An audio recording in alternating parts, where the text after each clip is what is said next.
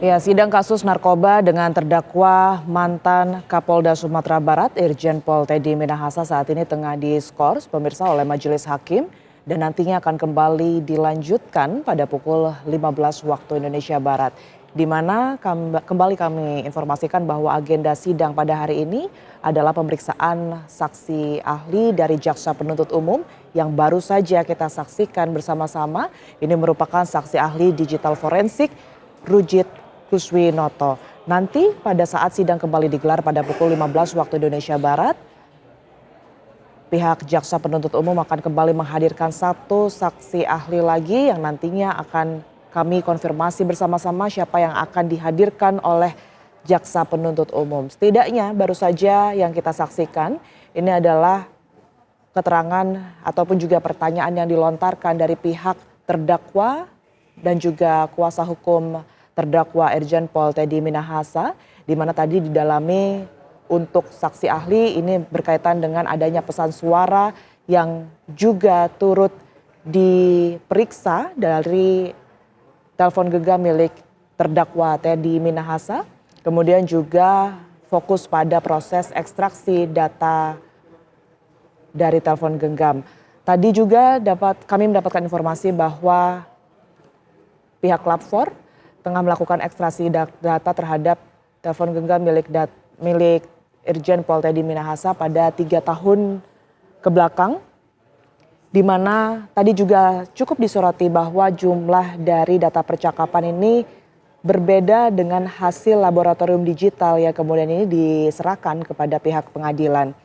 Tadi pihak dari terdakwa ini juga mempertanyakan keberadaan 3 nomor HP yang disebutkan oleh saksi ini bukanlah nomor HP terdakwa.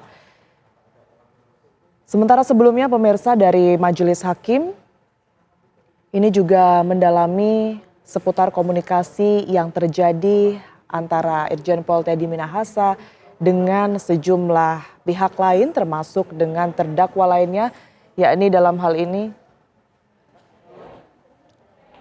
dan Teddy Minahasa, Hotman Paris.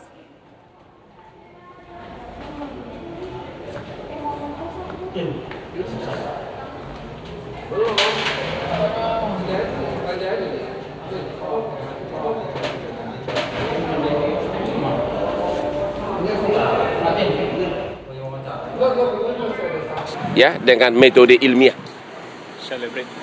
atau celebrate. Tapi ternyata di seluruh BAP tidak ada ditunjukkan ke para saksi chatting yang forensik. Yang ada adalah chatting yang di foto pakai, bahkan tangan dari penyidiknya kelihatan. 2 handphone disatukan. Artinya secara manual.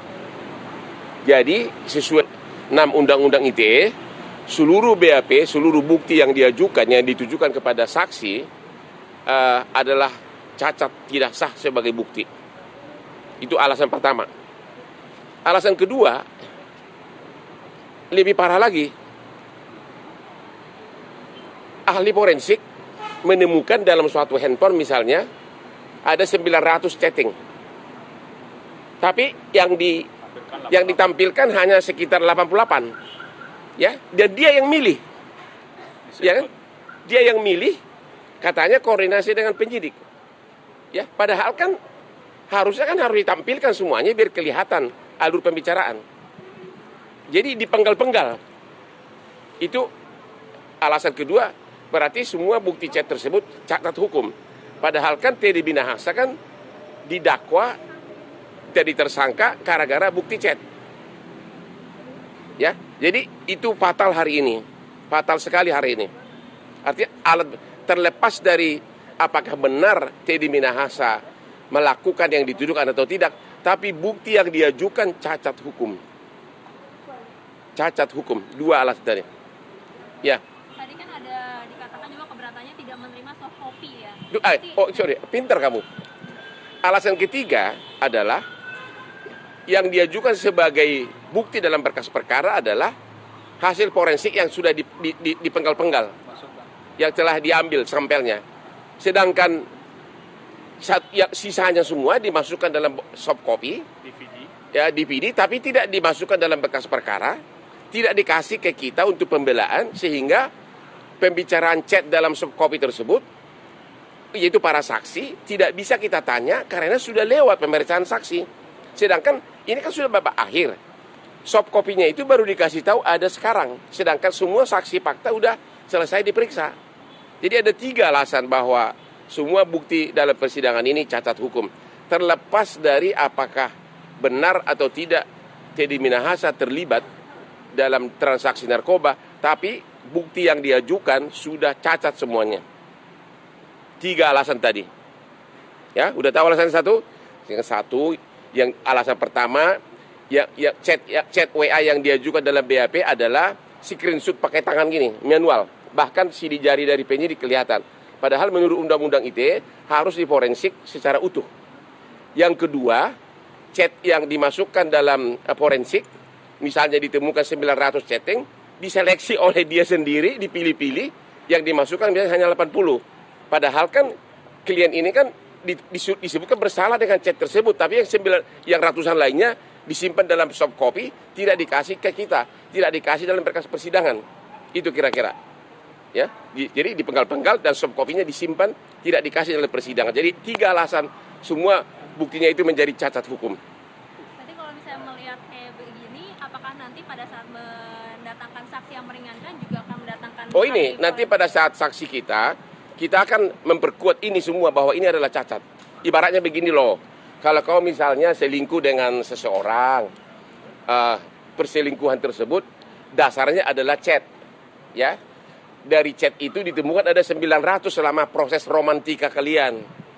Tapi yang dipakai di bukti ada hanya 80. Yang menseleksi adalah penyidik dan ahli IT ini. Berarti kan yang diseleksikan, yang dipenggal-penggalkan yang menguntungkan penyidik. Padahal kan fakta harus utuh, nggak boleh chatting itu dipenggal-penggal gitu loh. Konteks jadi hilang, arahnya mau kemana gitu, jadi hilang semuanya. Kira-kira begitu, dan oleh karenanya kita makan dulu ke kantin. Bang, terkait Linda. Udah deh, kamu udah masalah soal cewek tanya sama gua, aspri gua 105. Itu melulu. Aku boleh minta kontaknya nggak? 085.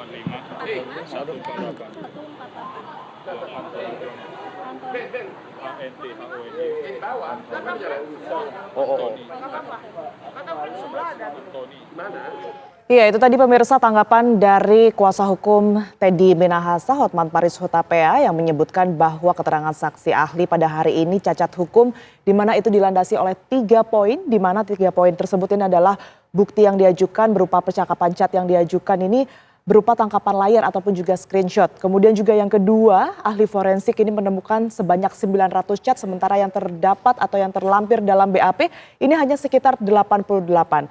Dan juga poin ketiga pemirsa, ini adalah koordinasi dengan penyidik dan juga sampel yang diambil, di mana hasil forensik yang telah disertakannya hanya berupa sampel, sementara berdasarkan aturan hukum menurut kuasa hukum dari Teddy Minahasa ini yang seharusnya dilampirkan adalah secara utuh dan tidak dipisahkan antara BAP dan juga soft copy yang kemudian ini selesai diperiksa oleh Lapfor. Dan breaking news TV One masih akan kembali ke hadapan Anda pemirsa usai jeda berikut ini, tetaplah bersama kami.